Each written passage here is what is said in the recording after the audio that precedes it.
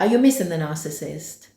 And the truth is that you probably do miss the narcissist at times. You miss that person that you fell in love with, that person that didn't really exist, but for you, they did exist. So saying that, no, I never miss the narcissist, is probably a lie. And you might not be completely honest to yourself and to other people out there. But I think many of us, many times, miss that person we fell in love with. Missing a narcissist is really confusing and complex because at the end of the day, this was a toxic relationship and there was some abuse in it. But it's completely normal. You might have this lingering feeling of nostalgia about the relationship that you had with the narcissist because it's so intense at the beginning that it is impossible to say that you didn't miss those good times. The narcissist probably went out of his or her way to make you feel loved, especially because at the beginning of a narcissistic relationship, you're being love bombed, you're being idealized. The narcissist probably believes themselves that they are actually in love with you. And that's because they put you in a really high pedestal. You are the shiny, brand new object in their life. And you are very important to them at that time. They don't want to lose you. They want to get you hooked into their relationship. So yes, you will miss those times. I certainly did. I do. And sometimes I fantasize about my life with the narcissist. But what we really need to understand is the reasons why we miss this person that was actually an abusive partner. But before we dive into the video, I just wanted to say thank you very much for being here. I really appreciate it. My name is Vanessa, and the content that I create for this channel is purely based in my own opinions and experiences. This is not a substitute for therapy, and I hope if you're really struggling, you're seeking the help that you might need. Toxic relationships with narcissists, can be life-threatening in many ways. So please do ask for help if you think that you really cannot get out of this situation and you're really struggling. So the reasons why we might miss narcissists are, as I said, quite complex. And some of the most important reasons are the following one. The first one is that narcissists are emotional manipulators, and they are very good at it. They have been doing this for a very long time, so they have a lot of experience. They love bomb you at the beginning of the relationship, as I mentioned earlier. So they need to ensure that you get hooked to them. And they might themselves believe that they are in love with you too. But because of the intensity of the beginning of a relationship with a narcissist, this is probably going to stay with you for the rest of your life, because that situation that you had with a narcissist at the beginning is probably not comparable to anything that you have experienced before. The second reason is the intermittent reinforcement. A narcissist will praise you, will compliment you, will make you feel great about yourself. In many instances, they do this, especially if they're feeling good about themselves. But what they also do is to put you down, to gaslight you, to make you question your sanity, to make you feel bad about yourself. But this reinforcement of cold and hot, bad and good creates an emotional kind of disturbance in you because you're always hoping that this person will become what they were at the beginning of that relationship, but that's never really going to happen. The third reason is that you are trauma bonded to this person. And trauma bond, it's when you love the abuser that is abusing you. It's a cyclical feeling, comes and goes, but you feel that you love the person that is abusing you. You have an emotional attachment to them, and you cannot really let go of it. In many instances, this can be very harmful to people. The consequences can be fatal. Trauma bonding is a very complex behavior. It creates an addiction in the person towards the abuser. Another reason to miss the narcissist is your low self-esteem. You have been in a relationship with a toxic person that has continuously put you down. And you might think that, you don't deserve anything better, that this is the best that you can get. Your low self-esteem might even ignite the fear of being alone. You just don't think that you're any good for anyone else. So you tolerate these behaviors and you allow the narcissist to abuse you continuously. So low self-esteem is something that a narcissist might have seen at the beginning when they met you. It doesn't mean that you were broken. It just meant that you were in a place with yourself where you weren't at your strongest. And they sense that. And that is why you ended up in a relationship with a toxic person.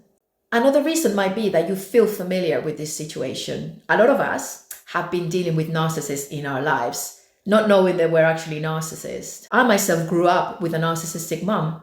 And this didn't become apparent to me until I started a relationship with this toxic person. And it felt familiar in many ways. A lot of the behaviors that I was experiencing with this narcissist were quite familiar to me. And at the time, I didn't really know how to address it. I just thought that it was probably me. And I blamed myself continuously for the relationship not working. You're used to this person in your life. It doesn't matter if they're not the most positive It doesn't matter if they make you feel good about yourself or not. They are in your life and you have become attached to them, and it's something that you cannot fight. I, in many, many instances, missed the narcissist when we broke up because I felt that I had this relationship with this wonderful, good-looking, attractive, funny. I wasn't going to be able to find that in anyone else. And the truth is that there were some good things about them. That's why you fell in love with them. Although they were not being honest about who they were, those times that you experienced were real. At least they were real to you. When you finish the relationship with a narcissist and you see them move on, and you're in this space where you feel like the other person that they're with is getting the best of that person, it might be to an extent true because the narcissist has learned from your relationship, because they have learned about the things that make you feel good and happy. So they might use this with a new person. Essentially, these relationships will not last. So do not punish yourself continuously by thinking that the narcissist is happier and you're in a pool of self-pity. You need to find some coping strategies to be able to deal with this missing the narcissist situation you're in. So the first coping strategy is that you need to acknowledge your feelings. It's very important that you understand that these feelings are true, they are valid, and they affected you. You need to recognize your emotions and don't be ashamed to manifest them.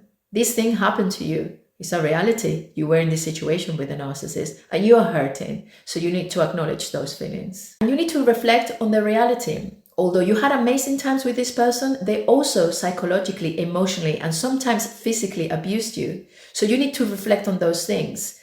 Yes, it is okay to think about the great times that you had with them, but also about the most negative parts of that relationship. So that is another thing I recommend you do. Reflect on those times. And it's a very cliche thing to do and not as easy as everyone thinks it is. Prioritizing yourself when you are dealing with a narcissistic breakup, it's just impossible. I have to be honest. I mean, it doesn't matter how many people say, oh, you need to look after yourself, you need to find hobbies, something to do, go out with your friends.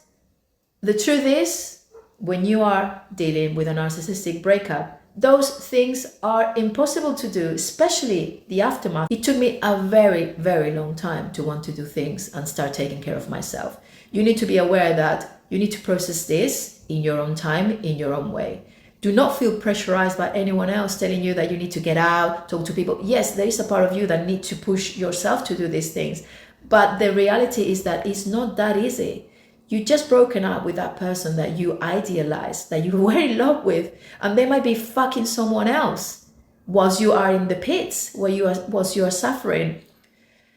So yeah, self-care to an extent, but acknowledge that this is going to be a process that is going to take time. Therapy is another option. It doesn't work for everyone. It is not available for everyone. Not everyone can afford therapy. But I would suggest if you cannot do this, maybe start listening to podcasts, watch some videos. It did massively help me. I don't know what I would be if I didn't watch these videos on YouTube about how to get over a narcissistic relationship. That's all I have to say. I did do some therapy. Not much, to be quite honest. I mean, I only had a few sessions, but I think I was very self-aware already. So therapy, if you already been in therapy and it's helped you, it might help you with this breakup too. But it's not a deal breaker. There's other ways for you to come to terms with the fact that this relationship have come to an end. Just talk to someone that you trust, someone that you feel comfortable and confident with. Do not talk to people that is close to the narcissist. That's going to backfire. There are many support groups for people that are dealing with traumatic or toxic relationships. That is something that you can also maybe look into. If you think that you're approaching that time in your life where you feel ready to start engaging with other people and talk about the problems, then there are groups out there that really focus on people with similar problems to yours. But the truth is that missing a narcissist is part of the process of healing. Sometimes you might want to get back with the narcissist. Sometimes you might get hoovered by them. Sometimes the narcissist might want to get back with you and they might actually become self-aware and want to work in this relationship. It's pretty unusual and I would say almost impossible because narcissists don't think that they have a problem, don't think that they have to put anything right.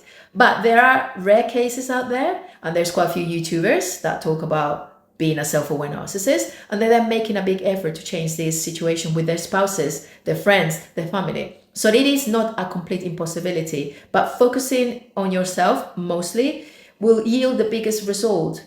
This is what you need to focus on and making sure that you don't fall victim to another narcissist. Because if you have a pattern of being in this type of relationships, you really need to do some work on yourself, because narcissism is on the rise. There are more and more narcissists out there. There are more aware people as well. But at the same time, you're becoming educated. The narcissists are also becoming educated. They are becoming more resistant, and they're becoming more resilient, same as you. But in all honesty, I have missed the narcissist in many, many occasions.